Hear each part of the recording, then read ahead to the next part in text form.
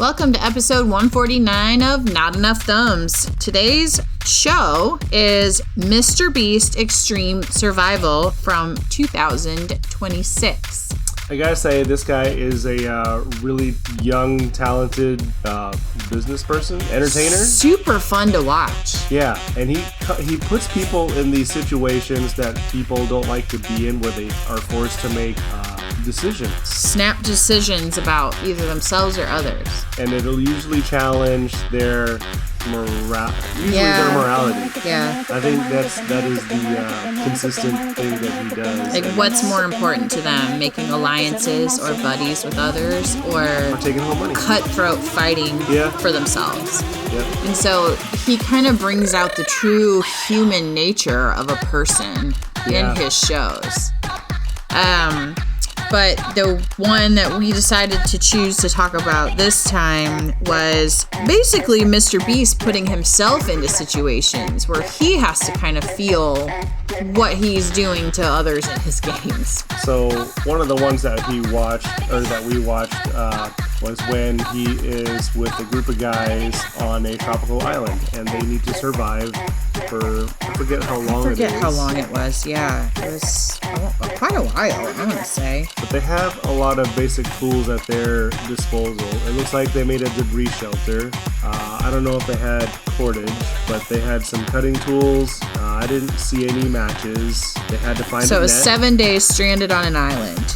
Oh, 7 days. Okay. So that was kind of neat to see. It's not like Alone. So this is a highly produced show, but... Right. There's camera everywhere. Yeah, literally everywhere. Yeah. He even says that. Like, he locked himself in solitary confinement in an all-white padded room with lights on bright the entire time. And he was only in there for 7 days, but he kind of showed how that kind of environment, what it puts you through mentally.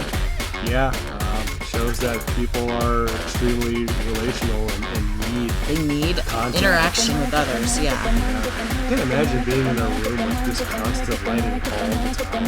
It's like living in Alaska half the year, right? Yeah, that's true. Yeah, and it was so bright. Yeah. All of that white in the room and so bright. And so his only interaction with the outside world was that there was a food conveyor belt that would bring him food. What was it? 3 or 4 times a day or something. But he didn't know what time it was. He didn't know what time the food was coming. So sometimes the food sat outside of his padded wall on the conveyor belt for, what did they say the one time was, like 8 hours. Oh, okay. And so by the time he tasted the food, he's like, ugh, this is so gross. Some ice cream had melted. Yeah. That's kind of sad. So it was interesting. It's very interesting how he does these studies on people, because that's what he's doing. He's studying people. He's studying people's interactions with each other. He's putting them into unique situations where they have to come up with a solution, or they lose their chances of everything. And I mean, I don't know how this guy gets so much money. He gives away money like it grows on trees. Well, he certainly knows what the audience is looking for. Yes. And, I'll go back to what we mentioned earlier, is that people really are entertained by watching other people making these morally challenging decisions. I mean, we do it too. We were sitting here, would I have done that? Yeah. Would I have just been cutthroat? And, you don't really know, how you would respond until you're actually put into that situation. It's one thing to say, oh, I would do this, or I would do that, or it's all for the money, it's just a game. Yeah. But when you develop a relationship with somebody, that changes your perspective on what's important and what's not. One example that I like to go to, or if you read through the Exodus story, you got the Israelites complaining after they've seen God perform miracles, and you could play, what do they call it? I forget the expression. Devil's advocate, or backseat quarterback, or something like that. Everything in hindsight, not being in that situation actually, and always having, I would have. Well, and having the influence of others around you too. So if everyone else is complaining around you, would you be the one that's not and be the voice of reason, or would you just follow along with the crowd and start complaining too?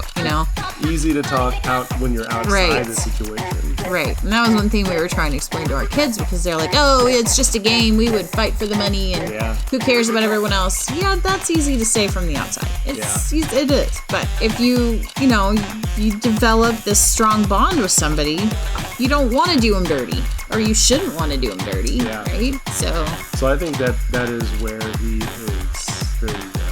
he's a good entertainer in that he knows what the audience likes to watch. He's obviously very good at it. He's very young. And it's fun to see him get a different reaction out of people than he was expecting.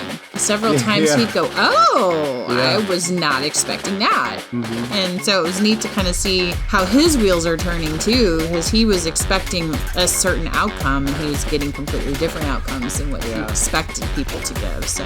And it is neat to see, if you ever go to his YouTube page, to see how he started, not knowing how to do a lot of things. Now he's just probably the most subscribed to. I mean, we love watching his shows.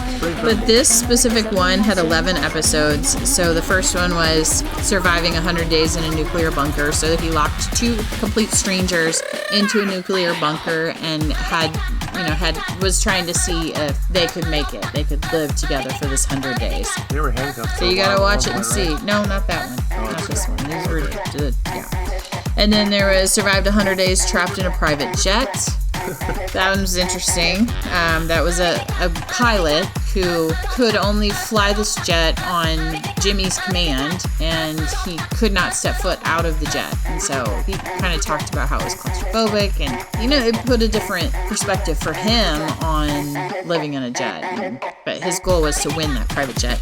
100 days in prison. So what they did with that one was he took a past convict and a police officer and locked them together in a prison and kind of saw their interactions and how things played out with that.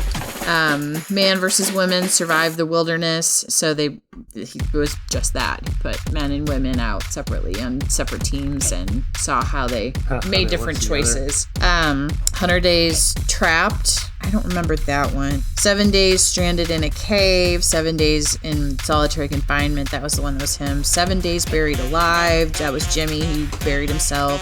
7 days in a circle. So, just so many different things. 50 hours in Antarctica. Why can't I say that? That's a hard one to say.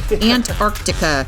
So some of this was Jimmy put himself in these situations, I think, so he could feel it, or maybe just for the views. Who knows? Yeah. It could have just been a play like that, just for the views, just for the money. But he was an entertainer, all showcasing human condition. Yeah, but I think it's good that he put himself through some of the things he puts others through for money. Obviously there's no money on the line for him, but he's really young. It'll be interesting to see what he'll be what he does with himself 5 years or 10 years.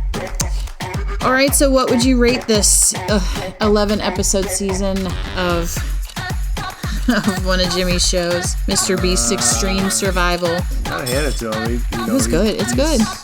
Knows how to keep your attention, so I probably, and also the content is pretty family friendly, so I would give it a 8. Yeah, I would say 8.5 for me. So give it a watch. Mr. Beast is a lot of fun to watch. So the one we chose for this is Extreme Survival from 2026. All right, guys, thanks for tuning in. We'll see you next time. See ya.